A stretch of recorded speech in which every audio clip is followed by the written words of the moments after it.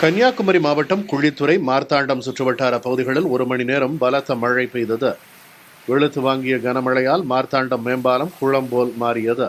இதனால் வாகன ஓட்டிகள் கடும் சிரமத்துக்கு ஆளாகினர்.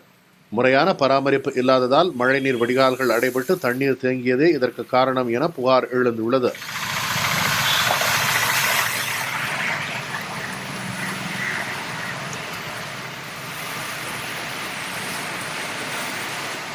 மதுரை அரசரடி, சிம்மக்கல், கோரிப்பாளையம், தமுக்கம், தெப்பக்குளம் உள்ளிட்ட பகுதிகளில் கனமழை பெய்தது.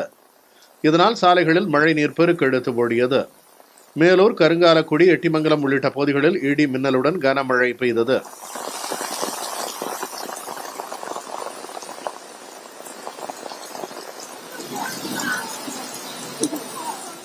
தேனியில் அல்லிநகரம், அன்னஞ்சி, முல்லைநகர் உள்ளிட்ட பகுதிகளில் 1 மணி நேரத்திற்கும் மேலாக கனமழை பெய்தது.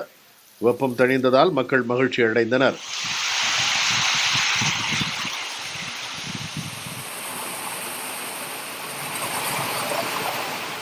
தருமபுரியில் இண்டூர், ஒடசல்பட்டி, கூட்ரோடு, பொம்மிடி சுற்றுவட்டார பகுதிகளில் மழை பெய்தது. ஈரோடு மாவட்டம் கோபிச்செட்டிப்பாளையத்தில் கடந்த சில நாட்களாக கடும் வெப்பம் நிலவிய சூழலில் குளிர்ந்த காற்றுடன் மழை பெய்தது. குள்ளம்பாளையம், புதுக்கரை புதூர், முடச்சூர் உள்ளிட்ட பகுதிகளில் மழை பெய்தது.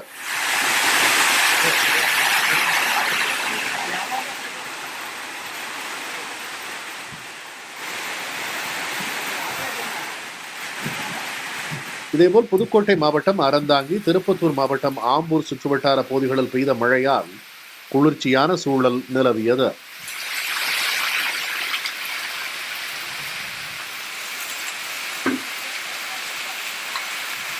திருவாரூர் மாவட்டம் திருத்துறைப்பூண்டி அருகே மழைநீர் வடியாததால் 500 ஏக்கர் சம்பா பயிர்கள் நீரில் மூழ்கி அழுகின. திருத்துறைப்பூண்டி அருகே முள்ளியாற்றிலிருந்து பிரியும் வடிவாய்க்காலில் வெங்காய தாமரை செடிகள் மண்டியுள்ளன. அண்மையில் பெய்த மழையில் வயலில் தேங்கிய நீர் வடிவாய்க்காலில் வடியாததால் சம்பா நேரடி விதைப்பு செய்த 20 நாள் பயிர் நீரில் மூழ்கி அழுகியதாக விவசாயிகள் வேதனை தெரிவிக்கின்றனர்.